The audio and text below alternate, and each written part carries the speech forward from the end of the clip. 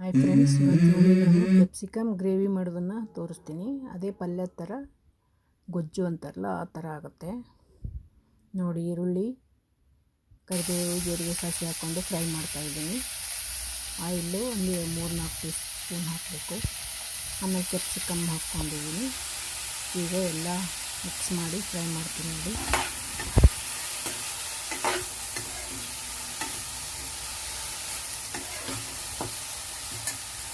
ಚೆನ್ನಾಗಿ ಫ್ರೈ ಮಾಡಬೇಕು. ನಂತರ ಇದಕ್ಕೆ ಒಂದು ದೊಡ್ಡ ನಿಂಬೆಹಣ್ಣಿನ ಗಾತ್ರದ ಹುಣಸೆ ಹುಳಿ ನೆನೆ ಇಟ್ಟಿದ್ದೀನಿ. ಅದನ್ನು ಹಾಕಬೇಕು. ಹುಳಿ ಹಾಕಬೇಕು.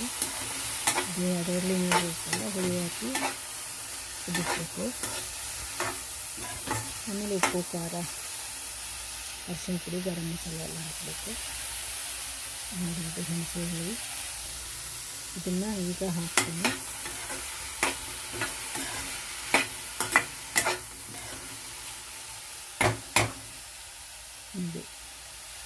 ನಂತರ ಕಡಲೆ ಬೀಜ ಮತ್ತು ಕೊಬ್ಬರಿ ಮಿಕ್ಸಿ ಮಾಡಿದ್ದೀನಿ, ಅದನ್ನು ಕೂಡ ಹಾಕಬೇಕು ನೋಡಿ. ಹುಣಸೆ ಹುಳಿ ಅದನ್ನು ಸೋಸು ಇರುತ್ತಲ್ಲ, ಟೀ ಸೋಸೋದು, ಅದರಿಂದ ಸೋಸ್ತಾ ಇಲ್ಲ ನೋಡಿ. ಅದರಲ್ಲಿ ನಾರು ಅದು ಏನಾದರೂ ಕಸರು ಇದ್ದರೆ ಎಲ್ಲ ಅದರಲ್ಲಿ ಬರುತ್ತೆ. ತಿಳಿಯಾಗಿರೋ ಹುಣಸೆ ಹುಳಿ ಪಲ್ಯಕ್ಕೆ ಹಾಕಿದ್ದೀನಿ. ನೀರು ನೋಡಿ, ಇದೆಲ್ಲ ಹೇಗೆ ಬಂದಿದೆ ನೋಡಿ. ಇಷ್ಟು ನೀರು ಸಾಕು. ಒಂದು ಅರ್ಧ ಗ್ಲಾಸ್ ನೀರು ಹಾಕಿಟ್ಟಿದ್ದೆ, ದೊಡ್ಡ ಗ್ಲಾಸಿಂದ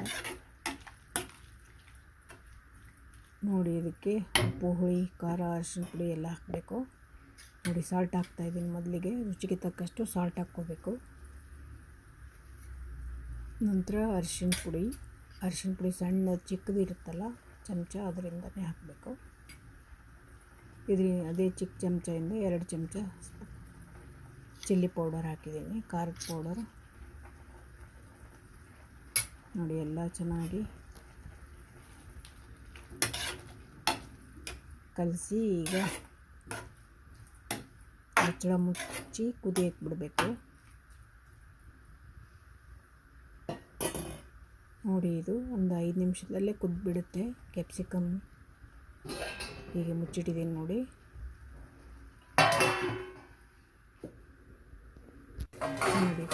ಇದೆ. ಇದಕ್ಕೆ ಸ್ವಲ್ಪ ಬೆಲ್ಲ ಹಾಕಬೇಕು. ಬೆಲ್ಲ ಹಾಕಿದ್ರೇ ಟೇಸ್ಟ್ ಬರುತ್ತೆ, ಯಾಕೆಂದರೆ ಹುಣಸೆ ಹುಳಿ ಹಾಕಿರ್ತೀವಲ್ಲ, ಅದಕ್ಕೆ ಬೆಲ್ಲ ಹಾಕಬೇಕು. ಆಮೇಲೆ ಇದೆಲ್ಲ ಕುದ್ದ ನಂತರ ನಾವು ಕಡಲೆ ಬೀಜ ಹಾಗೂ ಕೊಬ್ಬರಿ ಹಾಕಿ ಮಿಕ್ಸಿ ಮಾಡಿ ಪೌಡ್ರ್ ಮಾಡಿಟ್ಟಿದ್ದೀನಿ, ಅದನ್ನು ಹಾಕಬೇಕು ಲಾಸ್ಟಲ್ಲಿ ನೋಡಿ. ಇದು ಗರಂ ಮಸಾಲ ಹಾಕಿನಿ, ಅರ್ಧ ಸ್ಪೂನ್ ಹಾಕಿದರೆ ಸಾಕು. ಈ ಥರ ಮಾಡಿ 1 ಚಪಾತಿ ತಿನ್ನೋರು 4 ಚಪಾತಿ ತಿಂತಾರೆ. ತುಂಬ ಟೇಸ್ಟಿಯಾಗಿರುತ್ತೆ. ಕ್ಯಾಪ್ಸಿಕಮ್ ಯಾರು ಇಷ್ಟಪಡಲ್ಲ ಪಲ್ಯ ತಿನ್ನೋಕ್ಕೆ. ಈ ಥರ ಮಾಡಿದರೆ ಅನ್ನ, ಚಪಾತಿ, ರೊಟ್ಟಿ ಎಲ್ಲದಕ್ಕೂ ಬರುತ್ತೆ. ದೋಸೆ ಕೂಡ ತಿನ್ಬೋದು ನೋಡಿ. ಕುದ್ದಿದೆ. ಇನ್ನೂ ಒಂದು ಸ್ವಲ್ಪ ಮುಚ್ಚಿಡ್ತೀನಿ, 1-2 ನಿಮಿಷ ಆಗಿದೆ ಈಗ ನೋಡಿ. ಈಗ ಇನ್ನೊಂದು ಸ್ವಲ್ಪ ಆಗಬೇಕು. ಈಗ ಪೌಡರ್ ಹಾಕ್ತೀನಿ, ಮಿಕ್ಸಿ ಮಾಡಿ ಇಟ್ಟಿದ್ನಲ್ಲ, ಕಡಲೆ ಬೀಜ ಹಾಗೂ ಕೊಬ್ಬರಿ ಪುಡಿ, ಇದನ್ನು ಹಾಕ್ತೀನಿ ಈಗ ನೋಡಿ. ಚೆನ್ನಾಗಿ ಕುದ್ದಿದೆ. ನೀರೆಲ್ಲ ಮುಗ್ದಿದೆ ನೋಡಿ. ಈಗ ಇದು ಪೌಡ್ರ್ ಮಾಡಿಟ್ಟಿದ್ನಲ್ಲ, ಕೊಬ್ಬರಿ ಮತ್ತು ಶೇಂಗಾ ಸಿಪ್ಪಿ ತೆಗೆದೇನೆ ಸ್ವಲ್ಪ ಚೆನ್ನಾಗಿ ಹುರಿದಿದೆ, ಅದಕ್ಕೆ ಕೆಂಪು ಕಲರ್ ಕಾಣಿಸ್ತಾ ಇದೆ. ಇದಕ್ಕೇನು ಖಾರ ಮಿಕ್ಸ್ ಮಾಡಿಲ್ಲ ನೋಡಿ. ಇದಕ್ಕೆ ಟೀ ಸ್ಪೂನಿಂದ 4 ಸ್ಪೂನ್ ಹಾಕಬೇಕು.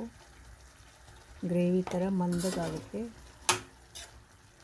ಥಿಕ್ನೆಸ್ ಬರುತ್ತೆ ಪಲ್ಯ.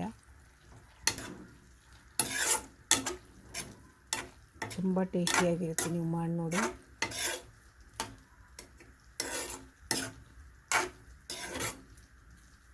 ನೋಡಿ, ಕ್ಯಾಪ್ಸಿಕಮ್ ತಿಂತಾಯಿದ್ದೀವಿ ಅನಿಸೋದೇ ಇಲ್ಲ, ಟೇಸ್ಟಿಯಾಗಿರುತ್ತೆ.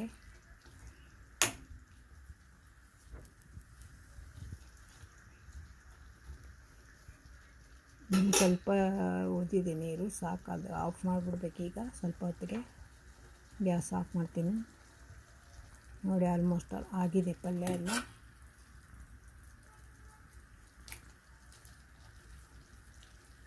ನೋಡಿ, ಗ್ಯಾಸ್ ಆಫ್ ಮಾಡ್ತೀನಿ.